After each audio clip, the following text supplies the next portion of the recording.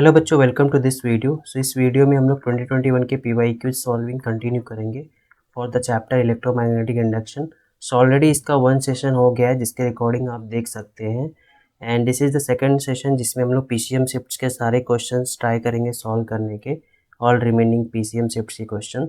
So before starting the lecture, please subscribe my YouTube channel and join the Telegram group and follow me on academy for all the complete preparation of physics MST city. Okay, so let's start today session. सो ये already सारे formulas दिए, ये सारी slides में आपको physics के सारे आपके ड्राइव लिंक में प्रोवाइड कर दूंगा जो भी PYQs का मैंने दिया है। सो ये जो क्वेश्चंस ऑलरेडी पिछले सेशन के सॉल्व किए हुए। So let's start with today session. In step of transformer used to reduce the main supply from V1 to V2 volt and primary coil draws current I1 and secondary coil draws current I2. The ratio of input power to output power. So input power क्या होता है आपका? Input voltage into input current.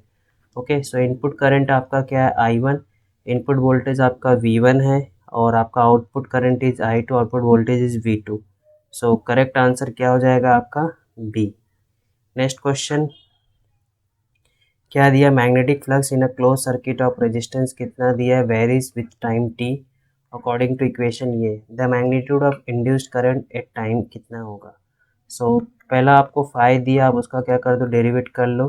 कितना आ जाएगा ये? 5t² का 5 10t minus 6 कितना हो गया आपका? 50t minus 6। ठीक है, आपका E at time t equal to 0.2 पे क्या हो जाएगा? 50 इंटू 0.2 माइनस 6।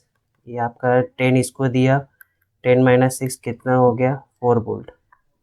ओके, थर्ड क्या आपका आएगा? I equal to E/R। ये आपका 4/R कितना हो गया? 20। 1/5 कितना हो गया? 0.2 एम्पियर। ठीक है, सो correct answer will B C। PYQs में आपको B आंसर दिया जो कि रॉन्ग है। Next question, eddy currents are produced when. So eddy currents thick metal is kept in a, तो स्टेडी मैग्नेटिक फील्ड रहेगा तो नहीं प्रोड्यूस होने वाला। सर्कुलर कॉइल ये भी नहीं, स्टेडी फील्ड नहीं होना चाहिए, स्टेडी करंट भी नहीं होना चाहिए, आपका हमेशा वेरिंग होना चाहिए। A thick metal plate is kept in a varying magnetic field. जब तक मैग्नेटिक फील्ड वेरी नहीं करता या मैग्नेटिक फील्ड स्टेडी है, आपका कंडक्टर नहीं मूवमेंट करता, तब तक कोई भी एडी करेंट्स प्रोड्यूस नहीं होता। ठीक है, 55 सेम क्वेश्चन टाइप है। सो आपको 5 दिया गया, आपको बस यहाँ पे EMF इंड्यूस करना है, उसका निकालना है। तो 5/Farad सेकेंड लो, dφ/dt डेरिवेट कर लो। कितना आएगा? 3 2t प्लस 4। फिर E का वैल्यू t इक्वल टू 2 डाल दो यहाँ पे। 3 इंटू 2 के 60 प्लस 4 है, सो 6 इंटू 2 प्लस 4 कितना हो गया? 12 plus 4 16 volt.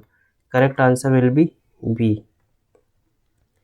At what rate single conductor should cut the magnetic flux so that current of 1.5 milliampere flows through it when the resistance of 5 ohm is connected across its end?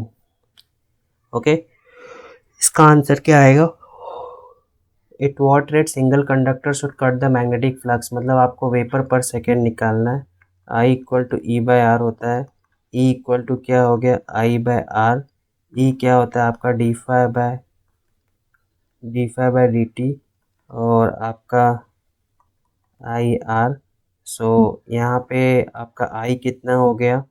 1.5 × 10⁻³ R कितना हो गया? 5 7.5 × 10⁻³ आपका ये dφ/dt। E क्या होता है? dφ/dt। ठीक है, इसको क्या बोलते हैं? वेपर पर सेकेंड। करेक्ट आंसर क्या हो गया आपका? D। नेक्स्ट क्वेश्चन का आंसर क्या होगा? Conducting loop of resistance R is moved to magnetic field. The total induced charge depends upon, I think, sorry for some disturbance. Conducting loop of resistance R is moved through magnetic field. The total induced charge depends upon. Okay, so आपका E क्या होता है? dφ/dt and I क्या होता है? E/R। तो ये E का वैल्यू हमने यहाँ पे डाला, सो 1/R dφ/dt। आपको इंड्यूस चार्ज का बोल रहा है, so what is current? Current क्या होता है आपका? dq/dt। ये 1/R ये dφ/dt, ये dt cancel, so dq equal to d∅/r। So आपका आंसर क्या हो गया, total change in flux and R पे डिपेंड करता है आपका induce charge. Correct answer will be C. Next question, the self inductance of solenoid of length 31.4 centimetre. ये आपका लेंथ दिया है, ये आपका एरिया क्रॉस सेक्शन दिया है, ये आपका नंबर ऑफ टर्न्स n दिया है। सो आपका सेल्फ इंडक्टेंस क्या होगा? So self inductance equal to mu naught, आपका स्मॉल एन क्या होता है, number of turns per unit length n/l। So mu naught n square, आपका लेंथ कितना दिया है l, एरिया। ओके, सो आपका म्यू नॉट स्मॉल एन को आप क्या लिखो, कैपिटल n/l का स्क्वायर ए, आपका एक L cancel, mu naught n square by l area. Okay, mu naught क्या हो गया आपका 4/10⁻⁷, नंबर ऑफ टर्न्स कितना दिया 500 का स्क्वायर, एरिया आपको कितना दिया है 10⁻3, आपको l कितना दिया गया है यहाँ पे, what is the length, length is 31.4 centimetre, 0.314। Okay, so इसको आपको सॉल्व करना है। सो यहाँ पे आपका पाई दिया है, यहाँ पे 0.314। सो इसको कट करोगे तो आपको आई थिंक ये 10 टाइम्स जाएगा, एंड लेट्स मल्टीप्लाई 4 इंटू -6, इसको एज्यूम कर लो, ये 5 कितना हो जाएगा 25, ये 4 0 है 10⁻4, ये -3। सो यहाँ पे आपका ये -4 × 25 कितना हो गया 100 हो गया। ओके, 100, और इधर कितना बचेगा आपका -4, ये कट जाएगा इन शॉर्ट, लास्ट में आपको क्या बचेगा -300। करेक्ट आंसर यहाँ पे आपका हो जाएगा ओके, आपको नियरली बोल रहा है। Okay, just a second, I think यहाँ पे ऑप्शंस में कुछ तो प्रॉब्लम है, ऑप्शंस यहाँ पे रॉन्ग दिए हैं। ओके, सो करेक्ट आंसर तो 10⁻3 हेनरी आ रहा है। Let me just check once again. Okay, 525 10⁻4, and area भी बरोबर डाला हमने, -3 था, और आपका यहाँ पे 31.4 था तो 0.31 मीटर किया। Okay, so everything is I think right है। चेक करते हैं नेक्स्ट सेशन में, यदि फिर रॉन्ग रहेगा तो मैं अगेन चेक करके बताता हूँ, अदरवाइज आंसर तो मुझे राइट लग रहा है। ओके, नेक्स्ट क्वेश्चन देखते हैं 43, इसमें क्या दिया गया है, the energy a circuit has a self inductance L Henry carries current I ampere. To prevent sparking when the circuit is switched off, capacitor which can withstand V voltage used. The least capacitance of capacitor connected across the switch must be equal to. So inductor का sparking ये करने के लिए capacitor को लगाया। सो यहाँ पे आपका इंडक्टर का जो एनर्जी है that must be equal to capacitor का stored energy. So half half cancel, so सब कैपेसिटर पूछ रहा है तो C इक्वल टू क्या हो गया L/I/V का स्क्वायर। सो करेक्ट आंसर क्या हो गया आपका C। नेक्स्ट क्वेश्चन, क्या दिया गया आपको, एरिया दिया गया है, आपको टर्न्स दिया गया है। After placing the coil in a magnetic field of strength इतना, A B that is rotated through 90 degree in 0.2 second, the magnitude of average EMF induced.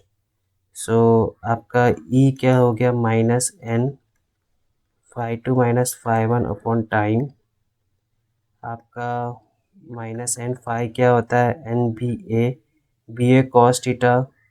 So BA तो सब जगह से कॉमन ले लो, cos theta - cos theta 1 upon time. Okay, coil is rotated through 90 degree. So initially जो आपका phi1 था, okay, ये थीटा 1 क्या था, वो 0 डिग्री था, बाद में थीटा 2 क्या हो गया 90 डिग्री। सो -NBA cos 90 cos 0, ये आपका टाइम। सो -cos 90 क्या हो गया 0 -1 upon time. So NBA upon time, number of turns कितना हो गया 600, V कितना हो गया 5 × 10⁻⁵, एरिया कितना हो गया 0.6, टाइम कितना हो गया 0.2, सो ये 6 5 कितना हो गया 30। सो आपका यहाँ पे आंसर कितना आएगा 3 × 3, ये -5, 6 × -2 और ये आपका 2 × -1, कट किया 3, सो 9, ये -2 कितना आएगा आपका answer -3 volt. Okay, 9 × 10⁻³ volt, correct answer will B D. Next question, current of I ampere gives rise to magnetic flux phi through a coil having n turns when magnetic energy stored in the medium surrounding the coil is।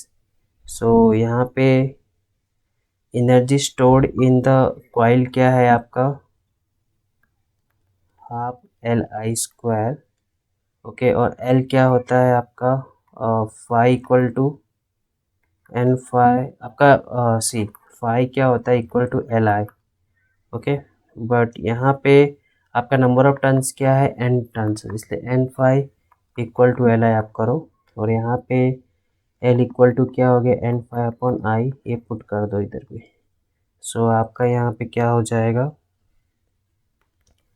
Half L की जगह पे आपने n5/i, ये i² डाला, सो n5i/2, correct answer will B V। Okay, so next question का answer,